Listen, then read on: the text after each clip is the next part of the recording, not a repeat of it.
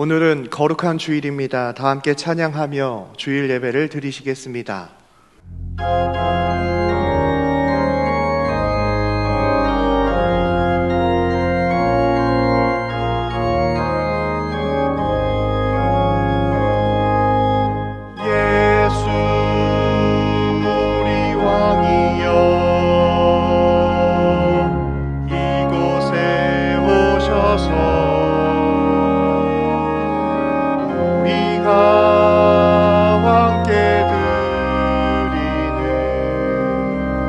영광을 받아주소서.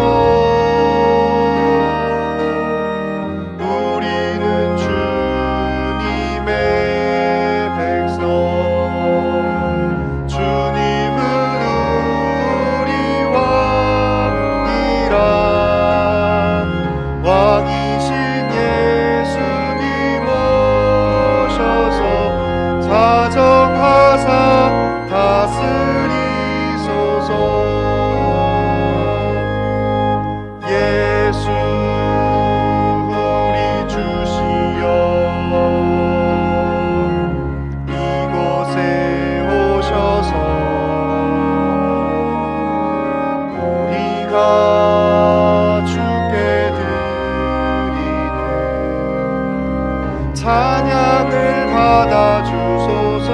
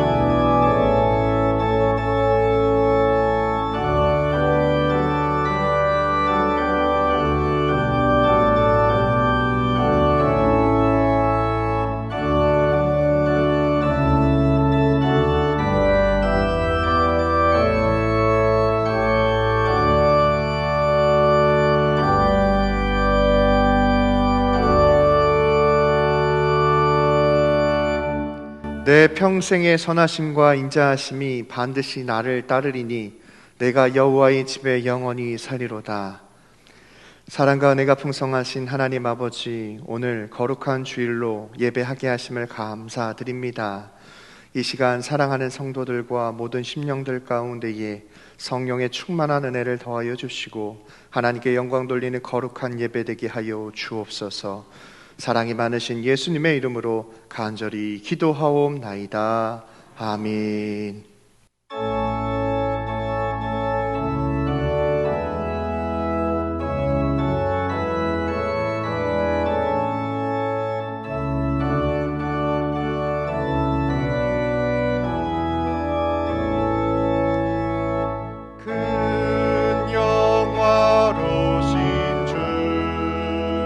이곳에 오셔서 이모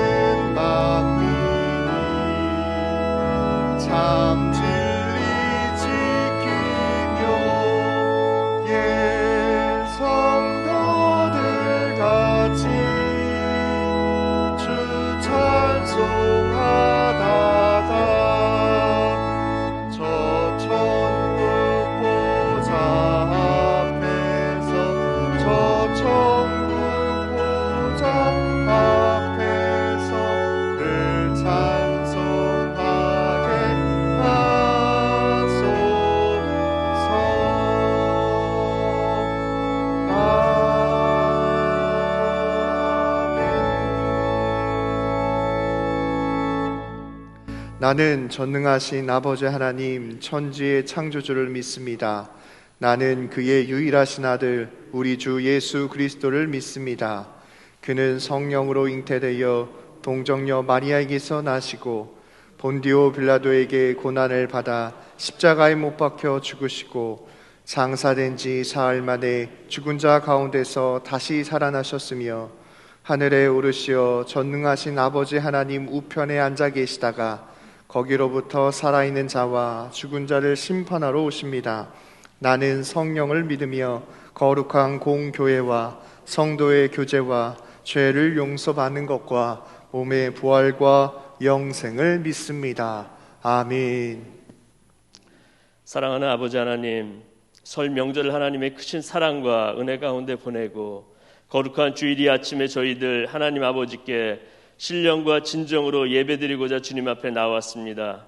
교회와 가정에서 드리는 저희들의 예배를 받아주시고 주의 영광으로 우리 가운데 임재하여 주시옵소서. 코로나 방역 지침으로 인하여 설 명절을 온 가족이 함께하지 못하고 외롭고 쓸쓸하게 보내신 많은 분들이 있습니다. 특별히 연로하신 어르신들과 홀로 되신 분들, 그리고 가족을 북에 두고 온 탈북민을 기억하여 주시고 주님께서 친히 이들을 위로하여 주시기 원합니다. 아버지 하나님, 어려움 가운데 있는 성도들을 위해 기도합니다. 너무나도 많은 자영업자들이 어려움을 겪고 있고 청년들은 취업이 되지 않아 좌절하고 있습니다. 하나님께서 이들의 가정과 기업을 지켜주시고 소망이 되어 주시옵소서. 또한 질병과 육체 연약함으로 고생하며 고통 가운데 있는 성도들에게 주님께서 채찍에 맞음으로 나음을 입었다는 말씀에 따라 치유의 은혜를 베풀어 주시기 기도합니다. 소망의 하나님께서 코로나 상황 가운데 있는 이 땅을 긍휼히 여겨주시고 하나님을 바라보며 소망을 주님께 두는 자마다 광야의 길을, 사막의 강을 내리는 주님의 은혜를 체험케 하여 주시옵소서. 하나님, 기독교 박해가 심한 나라들을 위해 기도합니다. 북한, 아프가니스탄, 소말리아, 리비아, 파키스탄, 에리트레아, 예멘, 이란, 나이지리아, 인도와 같은 기독교 박해 국가들의 우상의 견고한 진들이 무너지게 하여 주시고 생명을 걸고 믿음을 지키는 하나님의 사람들이 핍박과 박해 속에서도 끝까지 믿음을 지키며 증인된 삶을 살 수 있도록 주님 도와주시옵소서. 하나님, 북한에 하나님의 구원이 임하길 기도합니다. 예수 그리스도의 능력으로 공산주의와 주체사상의 압제와 흉악의 결박이 풀어지게 하시고 강제노동과 인권유린이 중단되게 하옵소서. 북한 동포들의 생명과 자유와 인권이 보호되게 하시며 굶주림과 박해에서 벗어날 수 있도록 긍휼을 베풀어 주시옵소서. 속히 복음 통일을 허락하여 주시옵소서. 하나님, 대한민국의 정치, 경제, 안보, 교육, 문화, 외교를 주님 친히 다스려 주시고 하나님의 공의와 정의로 이 땅을 새롭게 하여 주시옵소서. 위정자들이 하나님을 경외하며 진정 나라와 국민을 위하는 정책을 펼칠 수 있도록 인도하여 주시옵소서. 이 나라를 지켜주시어 다시는 종의 멍에를 매지 않게 하시고 주님의 은총과 축복이 함께하는 나라 되게 하여 주시옵소서. 하나님, 한국교회가 세상과 구별되지 못하고 라오디게아 교회처럼 차지도 뜨겁지도 아니하여 세상에서 거룩한 영향력을 상실하고 있습니다. 이 시간 주님의 큰 긍휼을 의지하여 기도하오니 성령과 불로 저희들의 심령을 충만케 하여 주시고 깨어있는 교회와 성도들이 다 되게 하여 주시옵소서. 이 시간 하나님의 말씀을 선포하시는 목사님께 주의 권능으로 함께하여 주시고 정의를 행하며 인자를 사랑하며 겸손하게 하나님과 동행하는 저희 모두가 되게 하여 주시옵소서. 우리의 찬양과 예배를 받아주시고 영광 받으시옵소서. 마라나타 주 예수 그리스도의 이름으로 기도드립니다. 아멘.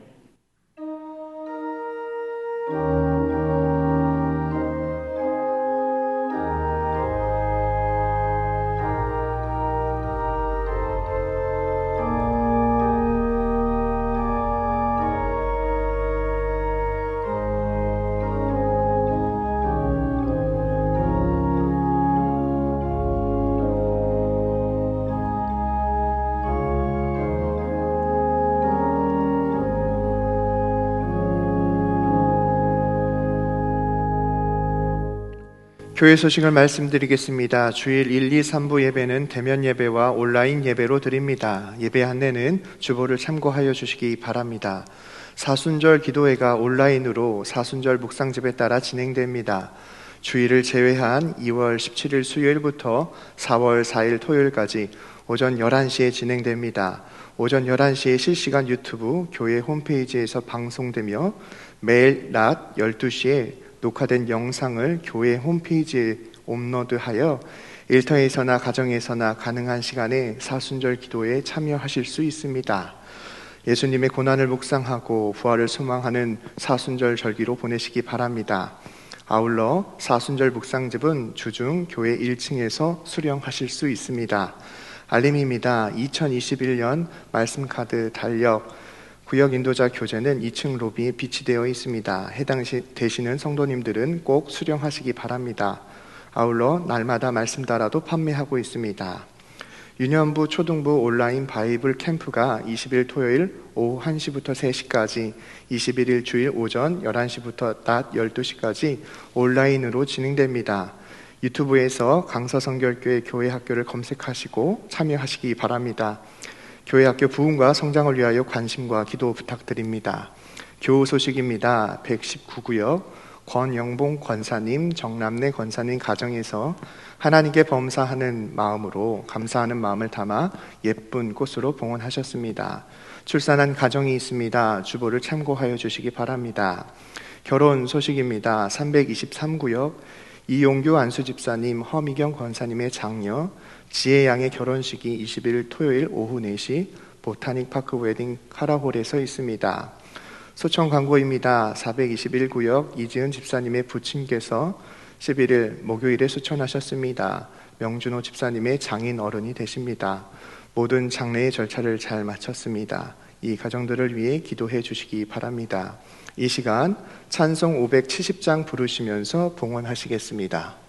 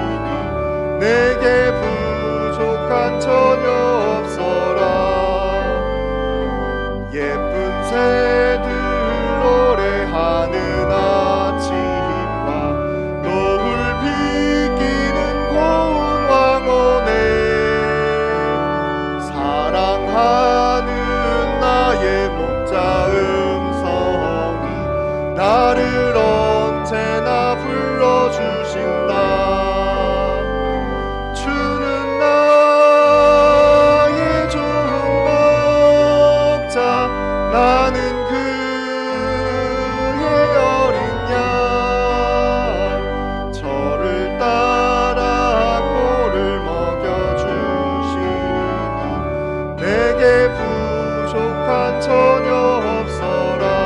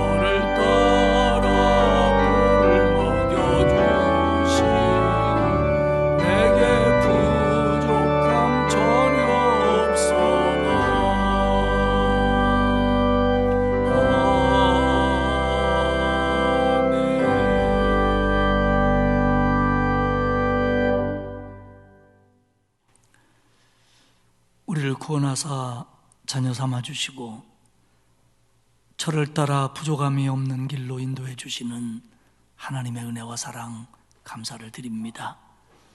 지난 한 주간도 명절을 보내며 하나님의 은혜 가운데 살게 하시고 오늘 복되고 거룩한 주일을 맞이하여 하나님 앞에 나와 가정에서 교회당에서 예배드리게 하시니 고맙습니다. 먼저 우리의 마음이 오직 하나님께로만 향하게 하시고 이 예배 순서를 통하여 하나님이 주시는 벅찬 은혜를 경험하는 귀한 시간 되게 하시옵소서. 하나님, 오늘 우리가 구원의 감격과 범사의 감사를 모아 하나님 앞에 예물을 드리오니 아버지여 받아 주옵소서. 주일헌금을 드리며 감사 예물을 바칩니다. 드린 손길들이 복되게 하옵소서. 10의 1조를 드리는 가정들이 있습니다. 하나님, 그 가정 위에 복을 내리사 평안하며 형통하며 기도가 응답되며 가족들이 건강하도록 복의 복을 더하여 주옵소서. 구제헌금, 장학헌금, 국내외 선교헌금을 바칩니다. 우리보다 더 어려운 성도들과 이웃들을 위해서, 그리고 농어촌 미자립교회, 도시개척교회, 기독교 기관, 해외에 나가 있는 선교사님들을 위하여 드리는 예물이오니 하나님 보내시고 쓰실 때에 하나님의 영광 드러나고 그리고 하나님의 일꾼들에게 힘이 되고 구원의 밑거름이 되게 하시옵소서. 오늘 아름다운 꽃꽂이 예물을 드린 권사님의 가정을 축복하셔서 살아가는 날들 동안 영육의 복을 받게 하시며 자손들이 은혜를 누리도록 도와 주옵소서. 아버지 하나님, 간절한 기도 제목을 적어 서원헌금을 드리는 성도들이 있습니다. 하나님 아시지요. 들으시고 응답하여 주옵소서. 아버지 하나님, 코로나19로 인해서 전 세계가 어려워하며 이 땅의 많은 백성들이 힘들어합니다. 하나님, 우리에게 긍휼을 베풀어 주옵소서. 하나님이 코로나를 물리쳐 주옵소서. 그래서 우리가 마음껏 예배하며 마음껏 전도하며 일상을 누릴 수 있도록 만들어 주옵소서. 이 땅의 교회들을 하나님 붙들어 주시고 정말 빛과 소금이 되는 교회 성도들 될 수 있도록, 오히려 이번 기회가 믿음으로 새로워지는데 기회가 되도록 만들어 주옵소서. 하나님, 우리 성도들을 붙잡아 주시어서 코로나19로부터 어려움 당하지 않도록 도와주시고 연로하신 어른으로부터 젖먹이 아이까지 상함이 없도록 지켜주시되 병약한 성도들 또한 여러 가지로 어려움 당하는 성도들을 치유하시며 깨끗게 하여 주옵소서. 특별히 아버지 하나님, 우리의 자녀들이 모이지 못하고 예배드리지 못함으로 말미암아 믿음이 떨어질까 염려가 됩니다. 하나님, 교사 선생님들의 애쓰는 노력과 그리고 온라인 예배와 여러 가지 일들을 통하여 하나님, 그 아이들의, 우리 학생들의 믿음을 붙잡아 주옵소서. 가정마다 평안을 주시고 경제적으로 어렵지 않도록 도와주시고 우리 자녀들 진급의 문, 진학의 문, 취업의 문, 결혼의 문, 퇴문을 열어주시고 군에서, 객지에서, 해외에서 하나님 우리의 자녀들을 보살펴 주옵소서. 아버지 하나님, 이번 한 주간을 살아갈 때에도 하나님이 우리의 방패가 되어주시며 우리의 보호막이 되어주시며 피난처 되어주시어서 우리 성도들, 가족들 손대하는 일 상함이 없도록 하나님 지켜 주옵소서. 감사드리며 예수님의 이름으로 기도하옵나이다. 아멘.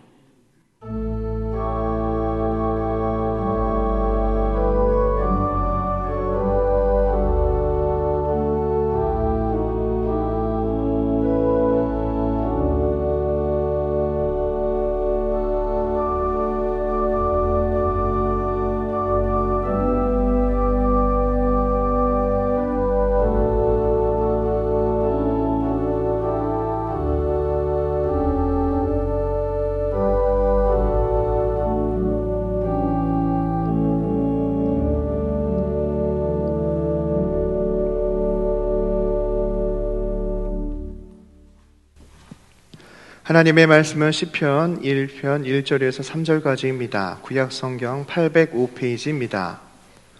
구약성경 805페이지 시편 1편 1절에서 3절까지입니다. 봉독하겠습니다. 복 있는 사람은 악인들의 꾀를 따르지 아니하며 죄인들의 길에 서지 아니하며 오만한 자들의 자리에 앉지 아니하고 오직 여호와의 율법을 즐거워하여 그의 율법을 주야로 묵상하는도다. 그는 시냇가에 심은 나무가 철을 따라 열매를 맺으며 그 잎사귀가 마르지 아니함 같으니 그가 하는 모든 일이 다 형통하리로다. 아멘. 강성윤 청년의 소원 찬양 후에 담임 목사님께서 의인의 길, 악인의 길이라는 제목으로 말씀 증거하시겠습니다.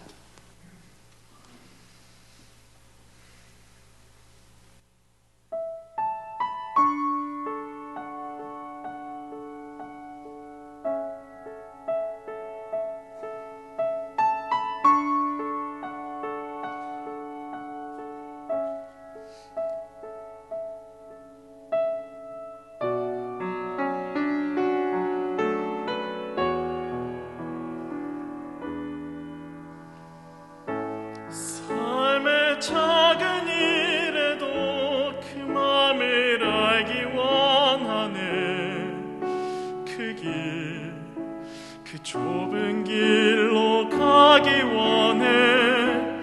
나의 작음을 알고 그분의 크심을 알며 소망 그 깊은 길로 가기 원하네.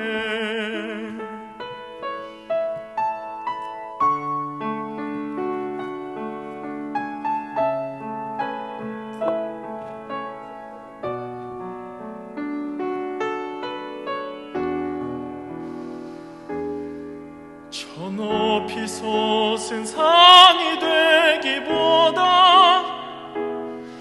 여기 오름직한 동산이 되길. 내 가는 길만 비추기보다는 누군가의 길을 비춰준다면 내가 노래하듯이 또 내가 얘기하듯이 살길 난 그렇게 죽기 원하네. 삶의 한 절이라도 그분을 닮기 원하네.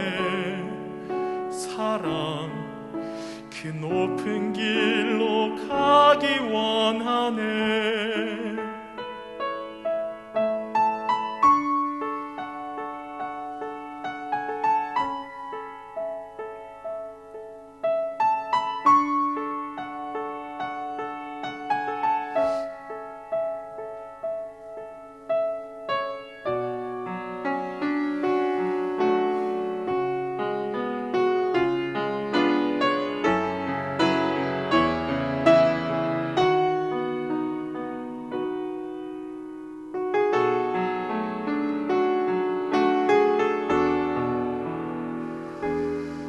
저 높이 솟은 산이 되기보다 여기 오름직한 동산이 되길.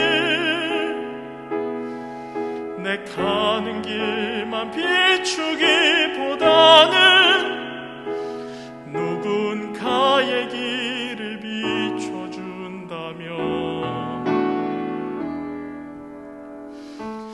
내가 노래하듯이 또 내가 얘기하듯이 살길 난 그렇게 죽기 원하네.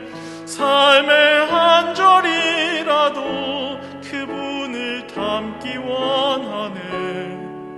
사랑 그 좁은 길로 가기 원하네. 그 깊은 길로 가기 원하네. 그 높은 길로 가기 원하네.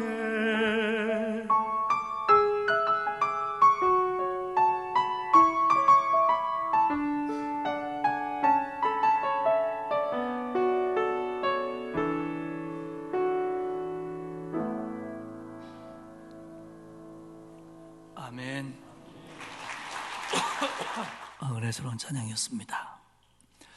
이번 주 수요일부터 사순절이 시작됩니다. 여러분 알고 계신 것처럼 사순절은 부활주일 전날까지 주일을 뺀 40일의 기간입니다. 교회에서 가장 중요한 절기 중에 하나고요. 주님의 고난을 묵상하고 삶을 절제하며 주님의 고난에 동참하는 아주 소중한 절기입니다. 말씀드린 것처럼 사순절 묵상 기도회를 갖도록 하겠습니다. 스타일은 새벽 기도회와 좀 비슷하고요.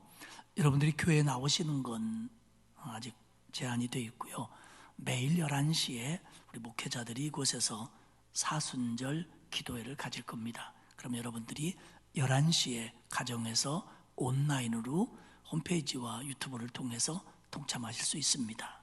그리고 우리 직장인들은 평일이기 때문에 11시에 참여할 수 없기 때문에 점심시간 이전에 우리가 업로드를 시키겠습니다. 그러면 여러분들이 직장에서 점심시간이나 그 후에 시간 나는 대로 한 15분에서 20분 정도 될 겁니다. 그러면 여러분들이 보시고 그 기도회에 함께 참여하시면 되고요. 그 다음에 오전에 시간이 없으신 분들은 그 이후로 언제든지 저녁까지 들어오셔서 보시고, 혹은 가족들은 저녁에 함께 모여서 그 묵상기도에 동참할 수 있고요. 이렇게 진행을 하겠습니다. 제가 진행을 하겠고요. 제가 만약에 지방회라든지 또 여러 가지 회의나 이런 걸로 빠지게 되면 그 시간에는 부목사님이 진행을 하도록 하겠습니다. 월, 화, 수, 목, 금, 토 계속해서 고난 주간에는 이 거리두기가 어떻게 되느냐에 따라서 좀 형태가 바뀔 수도 있습니다. 고난 주간 특별 새벽 기도로 내려온다든지 이렇게, 그 점은 나중에 생각하기로 하고요. 어쨌든 이번 주 수요일부터입니다. 그리고 여러분들에게 나눠드린 그 교단이 발행한 고난주간 묵상집이 있습니다.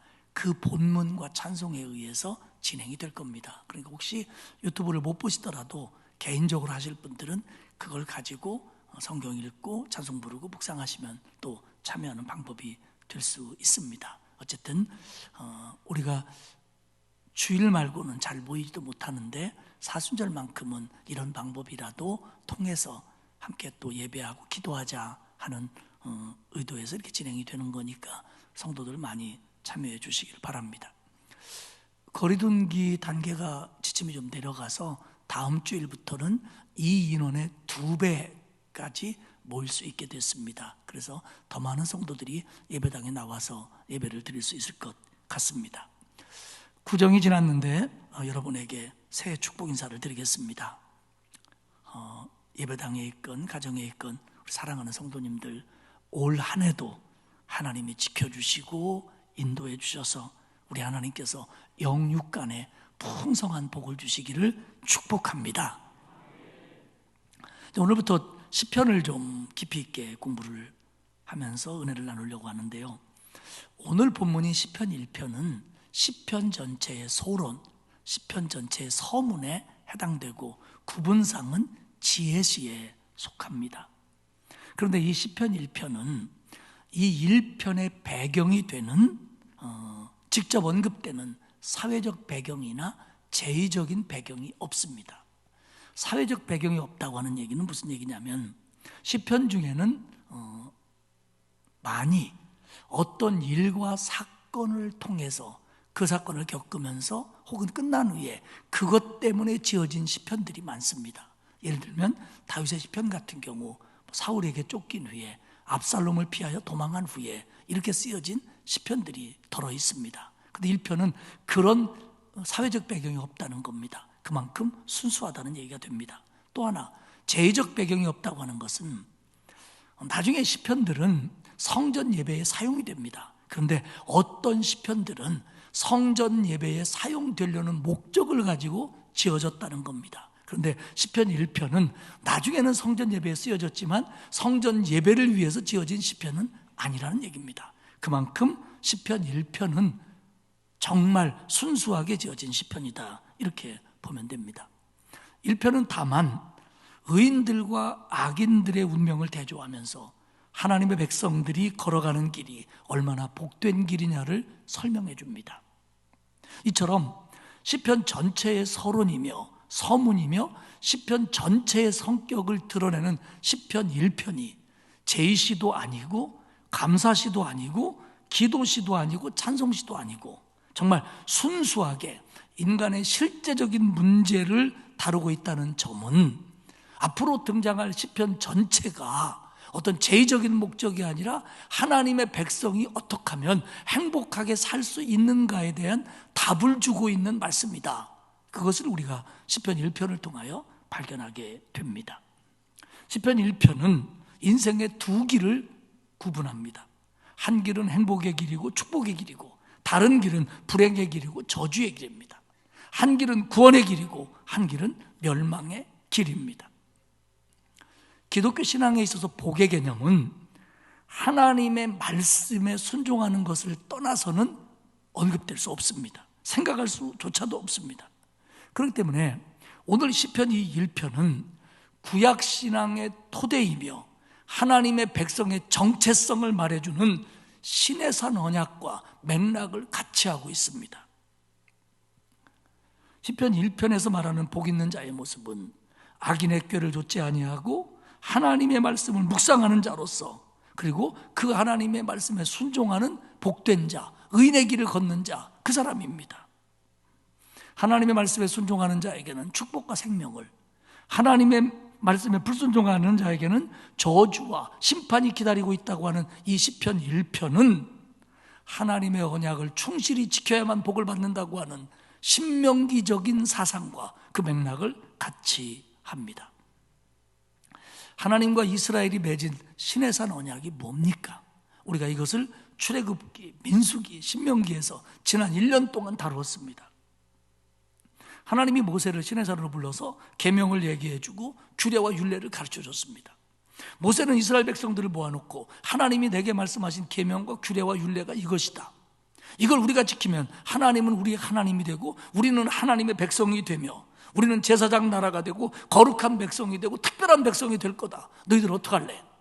그랬더니 이스라엘 백성들이 우리가 하나님의 명령에 따르겠습니다. 우리가 하나님의 명령을 지킴으로 하나님이 우리의 하나님이 되고 우리가 하나님의 백성이 되겠습니다. 그래가지고 하나님과 이스라엘 백성이 시내산에서 맺은 언약이 시내산 언약입니다. 그리고 신명기는 이 시내산 언약을 지킴으로 말미암아 너희가 가나안 땅에 가서 행복하고 그 행복이 길어질 수 있도록 우리가 순종하자, 이걸 재강조하는 게 신명기입니다.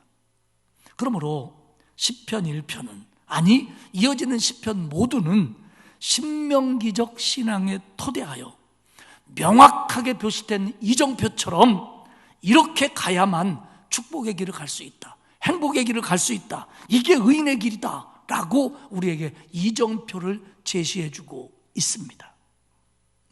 자, 우리 1편을 좀 살펴볼 텐데요, 맨 먼저 얘기하는 것은 의인의 길입니다. 1절을 봅시다. 복 있는 사람은 악인들의 꾀를 따르지 아니하며 의인의 길은 복된 길이다, 행복한 길이다 선언을 합니다. 여기서 복 있는 사람들은 이렇게 번역을 했는데 직역을 하면 복이 있도다 혹은 복이 있도다 그 사람이라고 하는 감탄사입니다. 그렇게 번역을 해보면 복되도다 그 사람, 악인의 꾀를 따르지 않는 그 사람, 죄인들의 길에 서지 않는 그 사람, 오만한 자의 자리에 앉지 않는 그 사람, 바로 그 사람이 복되도다, 이렇게 번역할 수 있습니다. 또한 스티븐 제이 로스는 그의 주석에서 말하기를 이 번역은 복되도다, 복 있는 사람은이라는 말은 오 참으로 얼마나 행복한가 그 행복, 이렇게 번역을 해야 된다는 겁니다.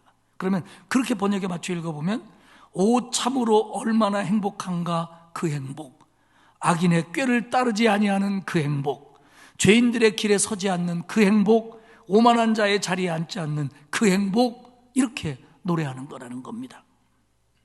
여기서 복되다, 행복하다를 나타내는 히브리어 아쉬레는 시편에 굉장히 많이 나오는 반복되는 단어입니다.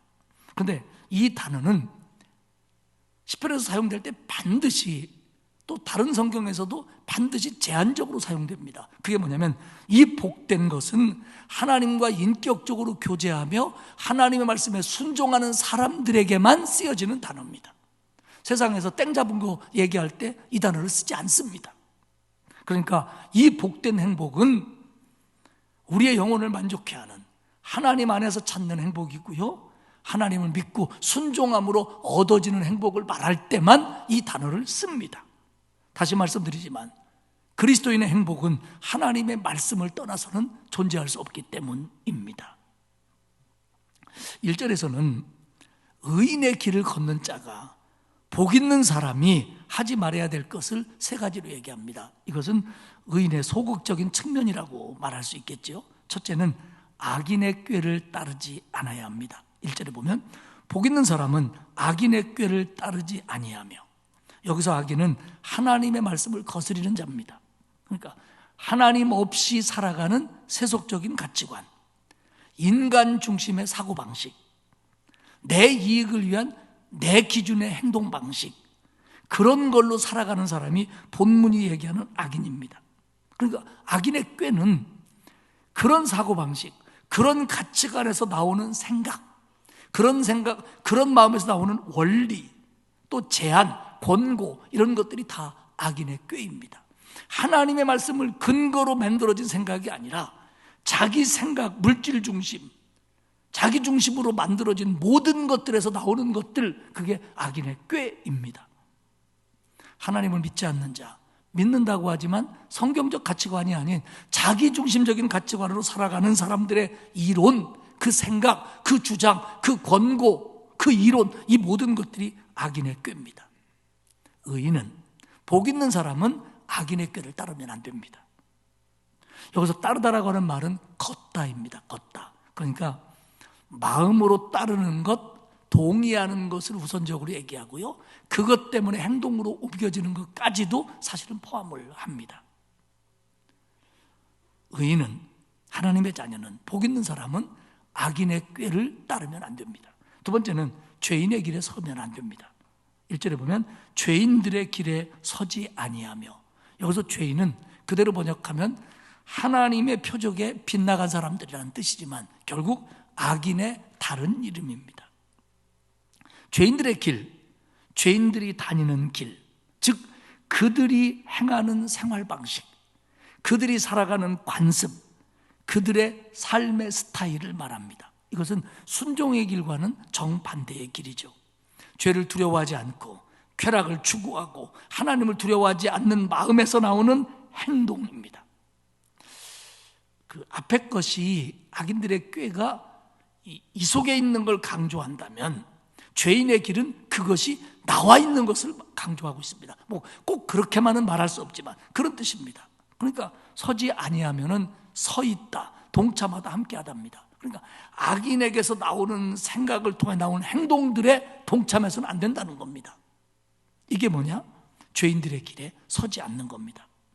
우리가요, 차도를 건너려고 할 때 대부분 우리는 횡단보도를 통해서 건넙니다. 그런데 횡단보도가 아닌 곳에, 차선이 그려져 있는 곳에 중앙선을 통해서도 사실 위법이지만 우리는 넘어갈 수 있습니다. 횡단보도가 저기 있는데 그냥 여기로 넘어갔습니다. 그래도 교통수명한테 안 걸릴 수 있고요, 사고 안 당할 수 있습니다. 안 당하는 경우가 더 많습니다. 하나님의 말씀은요, 우리가 살아가는 인생 속에서 그 계명과 규례는 우리 인생에 존재하는 차선이고 교통법규입니다. 하나님의 법을 어겨도 어떤 때는 들키지 않습니다. 하나님의 법을 어겨도 어떤 때는 사고를 당하거나 해를 당하지 않을 수 있습니다. 무단횡단하는 것처럼 말입니다. 그러나 무단횡단을 계속 반복할 때 그 사람은 사고를 당할 확률이 굉장히 높습니다. 마찬가지로 하나님의 법규를 늘 지키지 않는 사람은 그 길이 악인의 길일 수밖에 없는 겁니다. 구원받은 그리스도인은 습관적으로 죄를 반복해서는 안 됩니다. 죄라는 것은 반복할수록 악화되고요, 반복할수록 강화됩니다. 그래서 이 죄를 습관적으로 반복하다 보면 끊어내기가 참 어려운 게 죄예요. 그래서 죄인의 길에 서지 않아야 되고요, 죄인의 관습에 참여하면 안 됩니다. 그리고 죄인의 관습을 일 삼으면 안 되는 거예요. 그 길은 망하는 길이고 복된 길이 될 수 없는 겁니다. 죄악을 고수하며 회개의 자세를 갖지 않는 것, 이게 죄인의 길입니다. 저와 여러분도 실수할 수 있고 죄를 지을 수 있습니다. 하지만 중요한 건 뭐냐면 그 자세를 고수하지 않는 거예요. 하나님께서 내 마음을 찌를 때 회개하는 거예요. 고치는 거예요. 그것도 또한 죄인의 길에 서지 않는 방법입니다. 세 번째로는 의인의 길을 걷는 자가 하지 말아야 될 건 뭐냐면 오만한 자의 자리에 앉지 않아야 됩니다. 1절에 보면 복 있는 사람은 오만한 자들의 자리에 앉지 아니하고, 여기서 오만한 자는 비웃다라고 하는 동사에서 나온 명사형입니다. 그래서 이게 뭐냐면 신앙을 비웃는 거만하고 부패한 사람입니다. 하나님을 조롱하고 신앙을 비웃는 자가 여기서 오만한 자입니다. 앞에 있는 악인과 죄인이 여기로 죄를 짓고 행동으로 죄를 짓는다면 이 사람의 오만한 자는 입에 초점이 맞춰져 있습니다. 조속군을 말합니다. 하나님, 신앙, 구원, 영생, 천국, 심판, 교회, 건건, 이 모든 것을 우습게 여기고 말하는 자입니다. 농담으로 여깁니다. 우리가 이렇게 생각할 수 있어요. 아니 뭐 말로 뭐 그렇게 하는 게 뭐 큰 잘못입니까? 여러분, 그렇게 말한다는 건 자신은 이미 그렇게 하고 있고 다른 사람까지 그렇게 끌어들이려고 말하는 자입니다. 그래서 이 오만한 자가 제일 단수가 높은 죄입니다. 사실은 그들의 자리에 앉지 않아야 됩니다. 그들의 자리에 앉는다는 것은 그들과 친밀한 관계를 갖는다는 겁니다. 그들의 일원이 된다는 겁니다. 하나님을 조롱하는 자, 교회를 비웃는 자, 말씀을 비웃는 자, 심판을 비웃는 자, 그들과 함께하면 안 됩니다. 친밀한 교제를 가지면 안 된다는 얘기입니다. 왜냐하면 우리도 물들 수 있기 때문입니다. 악인의 꾀, 죄인들의 길, 오만한 자들의 자리에 앉지 말아라. 이게 소극적인 측면이라면 의인의 길을 가는 복 있는 사람의 적극적인 측면은 2절에 나와 있습니다. 2절을 볼까요? 오직 여호와의 율법을 즐거워하여 그의 율법을 주야로 묵상하는 자로다. 2절에는 여호와의 율법, 그의 율법을 2번이나 강조합니다. 즉 의인의 길은, 복 있는 사람의 길은 그 삶의 중심에 하나님의 말씀이 있어야 된다는 겁니다. 하나님의 말씀을 중심으로 사는 삶이 의인의 길이고 복 있는 길이라는 겁니다. 여호와의 율법을 즐거워하여 하나님의 말씀에 순종하기를 즐거워하는 겁니다. 기꺼이 적극적으로 하나님의 말씀을 사랑하는 모습입니다. 여러분, 하나님의 백성의 특징 중에 하나는요, 말씀을 사랑하는 겁니다. 말씀을 좋아하는 겁니다. 순종하기를 기뻐하는 겁니다. 그렇게 될 때 거기에 생명과 형통과 축복이 있습니다. 하나님의 말씀을 사랑하고 순종하려면 하나님의 말씀을 주야로 묵상해야 된다는 겁니다. 주야, 종일, 묵상하다, 히브리어 하가입니다. 이 하가라는 뜻은 뭐냐면 입으로 계속 중얼거리는 거예요. 하나님 말씀, 근데 우리에게 주는 의미는 뭐냐면 정말 우리가 하나님의 말씀을 뭐 밥 먹을 때, 회사 가서 일할 때, 어디 갈 때 막 중얼중얼 하라는 얘기보다는 하루 종일 언제 어디서나 어떤 일 앞에서도 누구 앞에서도 하나님의 말씀을 가슴에 두고 하나님의 말씀에 초점을 맞추어 그 기준으로 살아가기를 즐거워해야 된다는 겁니다. 어디서나. 그렇게 하려면 우리는 하나님 말씀을 알아야 됩니다. 하나님 말씀을 읽고 배우고 여기에 넣어놓고 그리고 암송하고 묵상해야 됩니다. 그래야 언제 어디서나 종일 무슨 일을 만나도 기쁘든 슬프든 어렵든 좋든 간에 하나님의 말씀으로 살 수 있는 겁니다. 이게 뭐냐? 하나님의 말씀을 즐거워하여 주야로 묵상하는 태도입니다. 그러니까 늘 말씀 속에 살아야 되는 거예요. 늘 말씀으로 살아야 되는 겁니다. 이게 의인의 길이고 이게 복된 길이라는 겁니다. 저와 여러분이 그런 삶이 되시기를 축복합니다. 3절은 의인의 길의 결과에 대해서 얘기합니다. 의인의 길의 열매에 대해서 3절을 볼까요? 그 의인은, 그 복된 사람은 시냇가에 심은 나무가 철을 따라 열매를 맺으며 그 잎사귀가 마르지 아니함 같으니 그가 하는 모든 일이 다 형통하리로다. 두 가지로 얘기합니다. 하나는 의인의 결과는, 의인의 삶의 모습은 시냇가에 심은 나무 같다. 하나님 중심의 삶, 하나님 말씀 중심의 삶은 하나님께로부터, 하나님의 말씀으로부터 생명력을 공급받습니다. 그걸 시냇가의 물, 시냇가에 심은 나무로 표현합니다. 그러니까 시냇가에 물이 흐르고 시냇가의 나무가 그 물을 통하여 공급받듯이 하나님의 말씀을 통하여 풍성한 은혜와 힘을 공급받는다는 겁니다. 의인은요, 하나님의 말씀을 즐거워하고 순종하는 사람은 결코 마르지 않는 수원을 가지고 있는 겁니다. 힘을 주고 원기를 소생시키시고 회복시키시고 정결케 하시고 만족케 하시는 그 수원, 그 물의 근원, 거기까지 뿌리를 내리고 있는 겁니다. 그게 뭐냐? 의인의 길입니다. 복 있는 사람의 길입니다. 그 물에 뿌리를 내렸으니까 그 물을 통해서 영원한 것들을 공급받는 겁니다. 여기서 얘기하고 있는 시냇가는 1년 내내 물이 마르지 않는 곳입니다. 우리는 그런 시내가 많지만 팔레스타인에는 귀합니다. 우기에는 물이 흐르다가 건기에는 말라지는 와디 같은 그런 시내가 많습니다. 그런데 이 시내는 계속 물이 흐르는 시내입니다. 어떤 성서학자는 지금 여기서 얘기하고 있는 시내는 인공적인 시내를 가리킨다. 물이 1년 내내 흐르도록 만들어진 시내다, 이렇게 설명하는 사람도 있습니다. 그리고 여기서 심은은 심기었다는 겁니다. 포도나무와 유실수를 어떤 목적을 가지고 심거나 심지어는 다른 데 있는 걸 뽑아가지고 이 시냇가에다가 옮겨 심겨 놨다는 겁니다. 원래 우리는 그런 사람이 아니었는데 우리가 구원받음으로 하나님이 우리를 뽑아다가 영원한 생명수 곁에다 심겨놨다는 겁니다. 하나님이 의도적으로. 축복이죠. 이게 시냇가에 심긴 나무다, 그렇게 설명을 합니다. 그렇게 되다 보니까 이 물 때문에 잎사귀가 마르지 않습니다.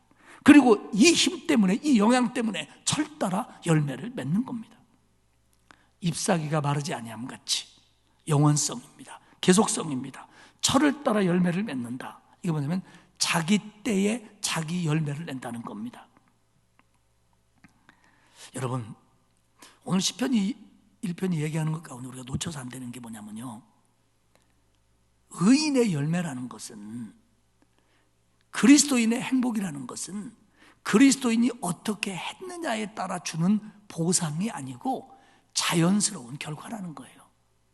나무가 시냇가에 심겨져 있으면 열매 맺는 것처럼 우리가 예수 믿고 구원받아서 말씀에 순종하면 당연히 열매 맺게 돼 있다, 이런 얘기입니다.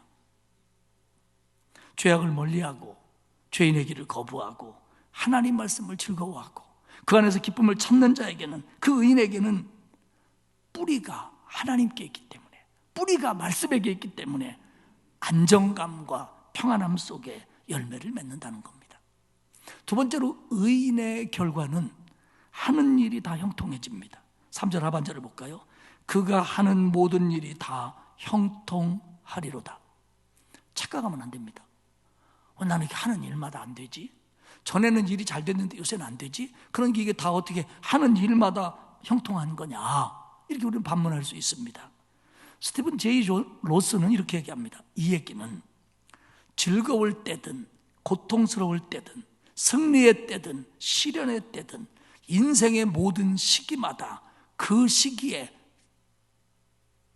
적절한, 그 시기에 맞는 열매를 맺게 하신다는 뜻이다 입니다. 할렐루야. 하나님의 말씀은 참으로 힘이 있습니다. 능력이 있습니다. 그래서 우리가 필요한 때에 필요한 열매를 맺게 하십니다. 시기마다, 일마다 가장 풍성하고 영적으로 풍요롭고 감사가 넘치는 그런 삶을 살게 하신다는 겁니다. 어려운 때를 안 만난다는 게 아니라 어려운 때에도 감사가 있도록 만들어 주신다는 겁니다. 이게 바로 복 있는 자의 모습이고 의인의 길입니다. 다시 말씀드립니다. 행복은 보상적 차원이 아니라 하나님 중심, 말씀 중심으로 순종하는 자들에게 오는 자연스러운 결과라는 겁니다. 저와 여러분이 시냇가에 심겨진 나무처럼 의인의 길을, 복 있는 길을 기쁨으로 걸어갈 수 있기를 축복합니다. 두 번째는 반대로 악인의 길입니다. 4절입니다. 악인들은 그렇지 아니하며 오직 바람에 나는 겨와 같도다. 악인들도 복이 있는가? 그렇지 않다. 악인들도 행복한가? 그렇지 않다. 오늘 본문은 딱 잘라 얘기합니다. 딱 잘라 얘기합니다. 악인들은 1절에서 금한 것들을 행동으로 옮깁니다. 악인들의 꾀를 좇고 죄인들의 길에 서고 오만한 자의 자리에 앉습니다. 그렇기 때문에 그들은 시냇가에 심겨진 나무가 아니라 바람에 나는 겨와 같습니다. 팔레스타인의 농부들은 추수 때에 미풍이 불어오는 언덕에 타작마당을 마련합니다.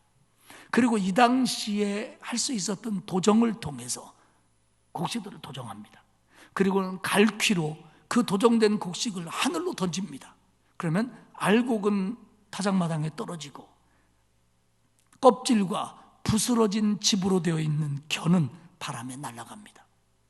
바람에 나는 겨와 같도다. 여기서 겨는 허무함, 쓸모인 없는 무익함의 대표적인 얘기입니다. 그러니까 악인들은 다 날아가 버린다는 거예요. 무익하다는 거예요. 쓸모없다는 거예요. 영원하지 못하다는 거예요. 그러면서 악인들은 심판에 견디지 못합니다. 5절을 볼까요? 그러므로 악인들은 심판을 견디지 못하며 죄인들이 의인들의 모임에 들지 못하리로다. 악인들은요, 하나님을 모르는 자들은요, 이 땅을 사는 동안 구원받은 하나님의 백성이 누리는 기쁨과 행복을 모릅니다.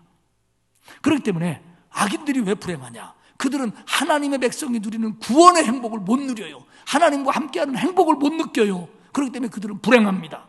그리고 마지막 날에는 하나님 앞에 서는 날 정죄당하고 영원한 형벌에 처해질 수밖에 없는 운명이 악인의 길입니다. 그렇기 때문에 오늘 시편 1편은 의인의 길과 악인의 길을 선명하게 대조해 줍니다. 그리고는 3절의 결론을, 세 번째로는 결론을 내립니다. 6절에 보면 인생의 두 길, 의인의 길과 악인의 길을 이렇게 요약합니다. 무릇 의인의 길은 여호와께서 인정하시나 악인의 길은 망하리로다. 무릇, 여기서 의미는 확실히, 진실로 그런 뜻입니다. 길, 삶의 방식, 살아가는 인생 여정을 말합니다. 하나님께서는 의인의 삶을 보고 계십니다. 어떻게 사는지, 어떤 가치관으로 사는지 보고 계십니다. 또 악인이 살아가는 방법도 주목하고 계십니다. 그리고는 그거에 적절한 것들을 살아가는 동안 마지막 주신다는 겁니다. 하나님께서는 의인의 길을 인정하신다 말씀하셨습니다. 여기서 이 말은 하나님이 의인의 길을 보고 있다, 알고 있다, 이것보다 훨씬 더 구체적인 얘기입니다. 무슨 얘기냐면 하나님이 의인의 길을 인정하신다는 얘기는 하나님이 이미 의인들과 함께 하시고 개인적으로 친밀한 관계를 유지하시며 이미 의인들을 보호하시고 인도하시고 은혜를 베풀고 계시다라는 걸 강조하는 게 하나님이 의인들의 길을 인정하신다는 겁니다. 마지막만의 심판이 아니라 이미 과정 속에서 하나님이 우리를 인정하사 붙들어 주시고 함께 하시고 도와주시는 행복한 길을 가게 하시고 계시다는 겁니다. 그런데 악인의 길은 망하리로다. 망하다.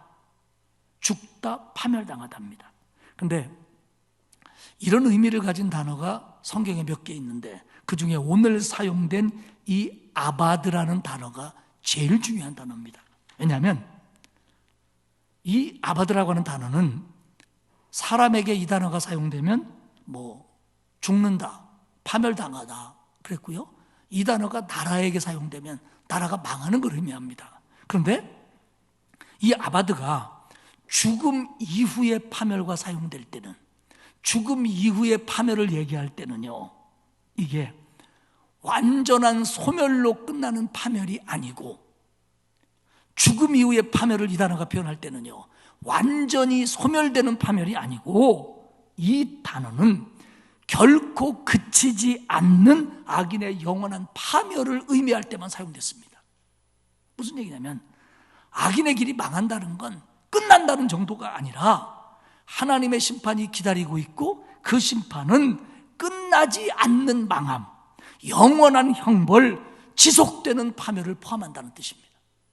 그러니까 심판받아갖고 딱 끝나는 게 아니라 그 심판은 영원한 심판, 영원한 형벌, 영원한 파멸을 계속 가게 만드는 심판이라는 겁니다. 우리의 영생이 영원하듯이 말입니다. 그렇기 때문에 굉장히 무서운 단어입니다. 악인은 망하리로다. 뭐 사업하다 망하는 정도 얘기가 아닙니다. 끝까지 가는 망함입니다. 답이 없는 망함입니다. 이게 악인의 길의 운명입니다.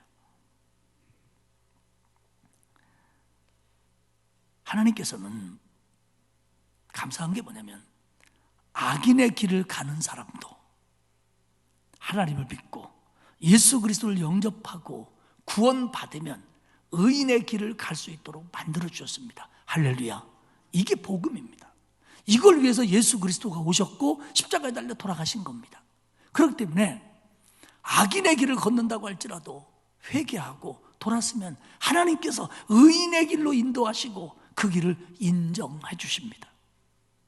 그리고 그 의인의 길을 가면 시냇가에 심은 나무처럼 이제는 열매를 맺고 참 행복을 누릴 수 있도록 길을 열어주신 겁니다. 그래서 우리도 들어올 수 있었던 거예요. 그리고 우리가 부족하지만 지금 우리는 의인의 길을 걷고 있습니다.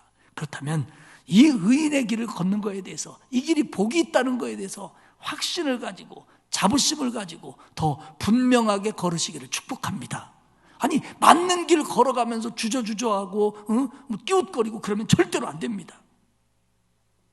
2절의 말씀처럼 하나님의 말씀을 즐거워하며 그 말씀을 온종일 언제 어디서나 어떤 경우나 그 말씀대로 살아감으로 말미암아 그 즐거움을 누리고 그 행복을 누리면서 살고, 그것이 나의 가치관이 되고 그것이 나의 삶의 스타일이 되고 그것이 나의 모습이 되어야 된다는 겁니다. 이 일이 선명하면 선명할수록 내 삶은 더 행복해지고 열매는 풍성해집니다. 이제 설교를 마치면서 두 가지 면에서 오늘의 시편을 바라다 보도록 하겠습니다. 하나는 1절에서 복 있는 사람은 단수입니다. 단수, 혼자입니다. 그런데 그거에 반해서 나오는 악인, 죄인, 오만한 자는 1절에서 복수입니다. 다시 말하면 악인들, 죄인들, 오만한 자들입니다. 무슨 얘기냐면 의인은 복 있는 사람은 분명하지만, 복 있는 사람의 길을 걷는 건 분명하지만 주변에는 하나님의 말씀을 부정하는 악인, 죄인, 오만한 자들로 가득한 틈바구니 속에서 우리는 살아가고 있다는 거예요. 고군분투하는 거예요. 외로운 거예요. 그만큼 이 복 있는 사람의 길이 악인들 속에서 그만큼 어렵다는 얘기입니다. 예수님은 마태복음 7장에서 좁은 문으로 들어가라 말씀하신 후에 14절에 이렇게 얘기하십니다. 생명으로 인도하는 문은 좁고 길이 협착하여 찾는 이가 적음이라. 같은 얘기입니다. 같은 얘기입니다. 그런데요, 시편 1편 5절에 가면 반전이 일어납니다. 시편 1편 5절 하반절에 보면 죄인들이 의인들의 모임에, 의인들이 복수가 됩니다. 의인들의 모임에 들지 못하리로다. 지금은 의인이 악인들과 힘든 영적인 싸움을 해왔는데 이제 여기서는 의인들이 악인들을 상대합니다. 신앙의 길이, 순종의 길이 외롭고 힘들지만 그 길을 가다 보면 나 같은 의인들을 만나게 되고 서로 기도해주고 위로하고 격려하고 힘을 얻는 의인들이 된다는 겁니다. 대표적인 예가 교회입니다. 그리고 더 나아가 하나님의 심판날에는 나는 의인들과 함께 있을 것이고, 그래서 이 의인들과 함께 영원한 복락을 누리며 행복할 것이고, 그때 나를 괴롭혔던 그 악인들은 망하게 될 거라는 겁니다. 이게 본문 시편 1절에서부터 얘기하고 있는 단수와 복수를 의도적으로 사용한 의미입니다. 또 하나 있습니다. 시편의 대가인 피터 크레이기는 뭐라고 얘기냐면, 시편 1편에서 우리 삶에 적용할 수 있는 가장 소중한 규절을 하나 뽑으라고 한다면 자기는 주저없이 2절을 뽑겠다는 겁니다. 여호와의 율법을 즐거워하며 종일 묵상한다. 주야로 묵상한다. 왜냐하면 의인의 번영이라고 하는 것은, 의인의 기쁨이라고 하는 것은, 의인의 행복이라는 것은 하나님 말씀 안에서 발견하는 게 진짜라는 거예요. 내가 예수 잘 믿어갖고 이 다음에 행복해져야지, 내가 기도 많이 해가지고 축복받아야지, 이것도 좋지만 그보다 더 중요한 게 뭐냐면 하나님 말씀을 알고 깨닫고 순종하면서 이미 행복을 누리고 있다는 거예요. 여호와의 말씀을 즐거워하며, 너무 좋으니까 그것이 삶의 순간순간 그 즐거움이 그대로 나타나고 반영되는 거예요. 이게 행복이라는 겁니다. 이것 자체가 복 있는 거라는 거예요. 그리고 이 복을 아는 사람이 하나님께서 제대로 인정해 주시는 길을 걷고 있는 거라는 겁니다. 보면요, 사람들이 좋아하는 거가 서로 다릅니다. 기호도 다르고 취미도 다르죠. 근데 서로 다르면요, 가끔 이해를 못할 때가 있어요. 아니, 나이가 몇 살인데 지금도 축구하러 다니냐고, 응? 집안일을 하나도 안 도와주면서 일찍이 공차려는 거냐고, 응? 저러다 다치면 어떡해. 저걸 무슨 재미로 하는지 모르겠다고. 우리나라 축구가 처음에 들어왔을 때 그랬대요. 저 땀 흘리고 저러냐고, 아래 것들을 시키지. 근데 그 뛰는 사람은 그게 즐거운 거예요. 그게 기쁜 거예요. 그 기쁨을 모르는 사람은 모르는 거예요. 그러니까 축구에서 건강해지고 뭐 튼튼해지고 뭐 근육이 어떻게 되고 오래 살고는 나중 얘기고, 축구하는 게 좋은 거예요. 이게 행복인 거예요. 예수 믿는 게 행복해야지, 예수 믿어가고 이 다음에 뭐 받는 게 행복해서는 안 된다는 겁니다. 그래서 열매와 행복은 보상이 아니라 결과라는 거예요. 자연스러운 결과라는 겁니다. 사랑하는 여러분, 우리가요 조금 이 예수 믿는 거, 특별히 말씀과 관계된 것을 즐거워하시기를 축복합니다. 하나님 말씀 읽고 배우고 공부하고 가슴에 넣고 생각하고 외우고 그것을 순종하는 걸 즐거워하시길 바랍니다. 즐거운 일 하면 행복해요. 즐거운 일 하면 행복합니다.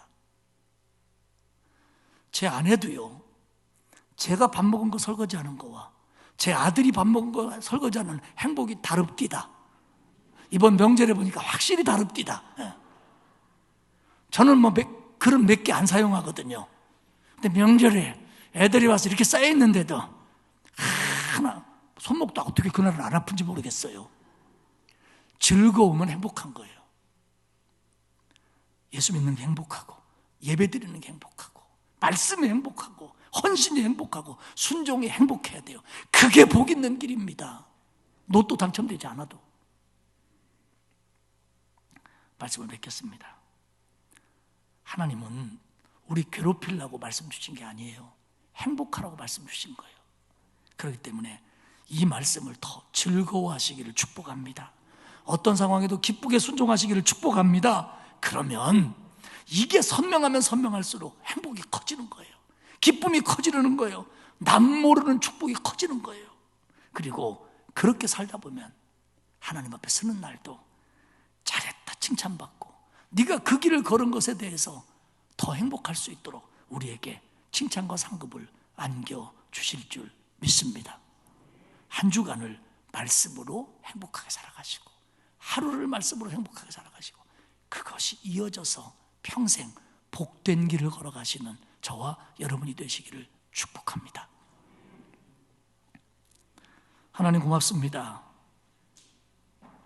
우리를 구원하시고 부족하지만 의인의 길을, 복 있는 자의 길을 걷게 하시니 감사합니다. 정말 하나님의 말씀을 즐거워하며 그 말씀을 온종일 마음에 두고 순종하는 우리 모두 되게 해 주옵소서.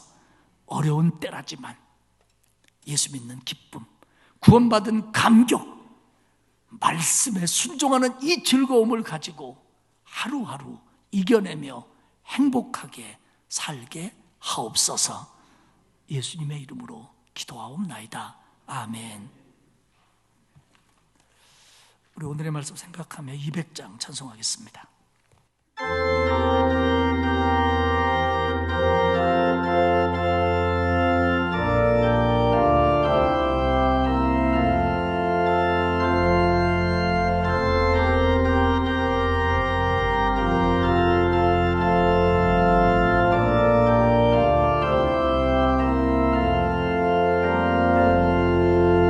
달고 묘한 그 말씀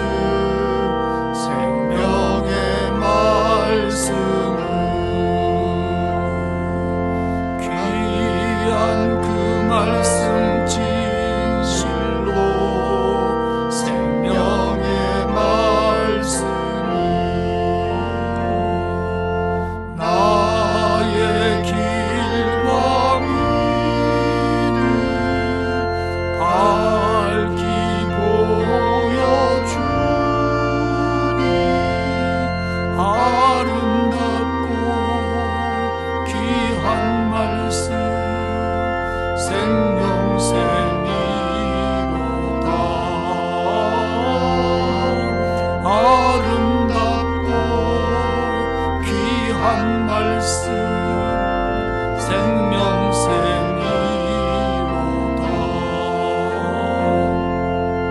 귀한 주님의 말씀은 내 노래 되도다. 모든 사람을 살리는 생명의 말씀은 값도 없이 받아 생명길을 가니 아름답고 귀한 말씀 생명샘이로다.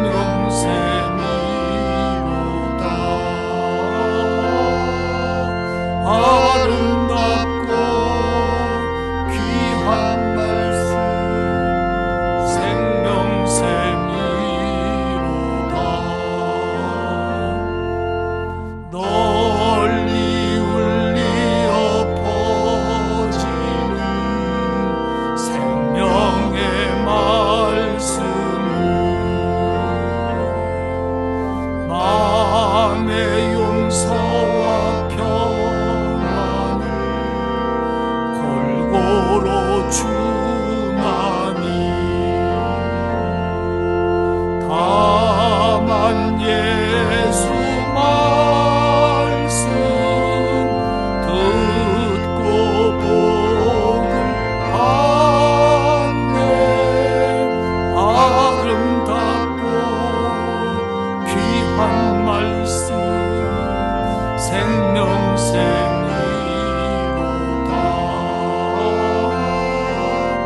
아름답고 귀한 말씀 생명샘이로다.